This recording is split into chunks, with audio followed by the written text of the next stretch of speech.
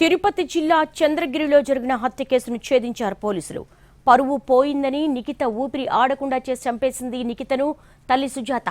గతంలో కూతురు కడుపులోని బిడ్డను డెలివరీ చేసి మరీ చంపింది సుజాత. చంద్రగిరి మండలం నరసింగాపురంలో ఈ ఘటన చోటు చేసుకుంది.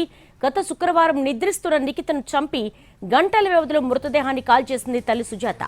సాధారణ మరణమని బంధువులు నమ్మించేందుకు ప్రయత్నించింది. నిఖిత హత్యలో సుజాతకు ఎవరు సహకరించారు అన్న దానిపై పోలీసులు దర్యాప్తు చేస్తున్నారు. అజయ్ నిఖితల వాట్సాప్ చాట్ ను కూడా బయటకు తీశారు పోలీసులు. అమ్మ తనకు విషం పెట్టి చంపబోతోందని అంటూ వాట్సాప్ లో అజయ్ కు మెసేజ్ చేసింది నిఖిత.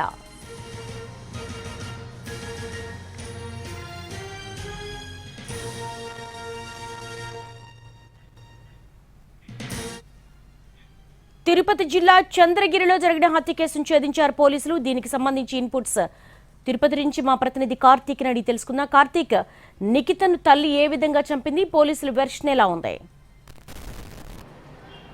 ఖచ్చితంగా పరువు పోయిందన్నటువంటి ఉద్దేశంతోనే తన కూతురు తమ కులానికి చెందినటువంటి వ్యక్తిని కాకుండా వేరే కులానికి చెందినటువంటి వ్యక్తిని ప్రేమించిందనేటువంటి కసితోనే కన్న తల్లి కన్న కూతుర్ని అత్యంత దారుణంగా ఊపిరాడకుండా హత్య చేసిన ఘటన వారం క్రితం వెలుగులోకి వచ్చింది. అయితే దాన్ని మొదట సాధారణ మరణంగా కూడా తల్లి అందరినీ నమ్మించేటువంటి ప్రయత్నం చేసింది. అయితే పోలీసులకు వచ్చినటువంటి సమాచారంతో తల్లి సుజాతను అదుపులోకి తీసుకుని విచారిస్తున్నటువంటి క్రమంలో హత్య ఘటన అనేది హత్య వ్యవహారం అనేది కూడా వెలుగులోకి వచ్చిందని చెప్పాలి. ఏడాది క్రితం కూడా స్థానికంగా ఉన్నటువంటి మిట్టపాలానికి చెందినటువంటి అజయ్ అనే యువకుడిని కూడా నిఖిత ప్రేమించడం కూడా జరిగింది. ఈ ప్రేమ వ్యవహారం అనేది ఇటు తల్లికి కానీ తండ్రికి కానీ నచ్చినటువంటి పరిస్థితి. ఈ నేపథ్యంలోనే మొదట ఆ సమయంలోనే నిఖిత గర్భవతి అవ్వడం కూడా జరిగింది. ఆ సమయంలో డెలివరీ చేసి మరి ఆమె బిడ్డను చంపింది. ఏడాది తర్వాత తిరిగి మళ్ళీ అదే ప్రేమను కంటిన్యూ చేస్తున్నటువంటి నేపథ్యం చాలా కోపంతో ఆగ్రహవేశాలతో ఇప్పటికైనా సరే ప్రియుడితో మాటలు ఆపాలి,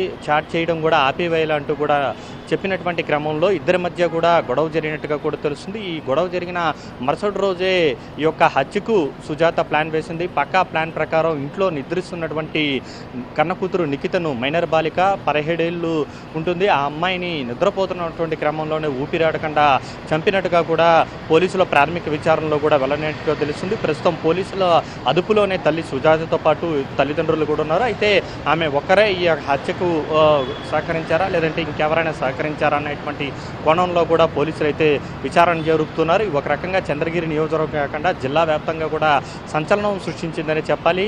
అత్యంత పాశవికంగా పరువు ఏదైతే బయట వ్యక్తిని కులానికి సంబంధించినటువంటి వ్యక్తిని ప్రేమించడమే తప్పుగా భావించినటువంటి తల్లి మొదట గర్భవతిగా ఉన్న కన్న కూతురికి డెలివరీ చేసి ఇంట్లోనే ఆ బిడ్డను చంపడమే కాకుండా ఏడాది తర్వాత కూడా అదే కసిని పెంచుకొని మరి కన్న కూతురిని కూడా ఏమాత్రం విచక్షణ లేకుండా కూడా చంపడం మాత్రం జిల్లాలో సంచలనంగా మారింది. ఈ ఘటన మీద కూడా ఇప్పటికీ కూడా పోలీసులు చాలా లోతుగానే దర్యాప్తు చేస్తున్నారు. అయితే ఇప్పటికే ఈ కేసులో పోక్సో కేసులో 4 నెలల పాటు నిఖిత ప్రియుడు ఎవరైతే ఉన్నారో అజయ్ 4 నెలల పాటు పోక్సో కేసులో జైల్లో ఉన్నారు. జైల్లో విడుదలైన తర్వాత మళ్ళీ తిరిగి ప్రేమను కంటిన్యూ చేస్తున్నటువంటి క్రమంలోనే ఇది తట్టుకోలేకే సుజాత ఈ విధంగా కన్న కూతుర్ని చంపడానికి పక్కా ప్లాన్ ప్రకారం ప్లాన్ వేసి మరీ చంపి గంటల వ్యవధిలోనే కాల్చివేసి సాధారణ మరణంగా కూడా చిత్రీకరించేటువంటి ప్రయత్నం చేసింది. అయితే అది స్థానికులకు గత కొన్నేళ్లుగా జరుగుతున్నటువంటి గొడవల నేపథ్యంలో పూర్తి స్థాయిలో ఆ బాలిక మరణం మీద అనుమానం వ్యక్తం చేయడం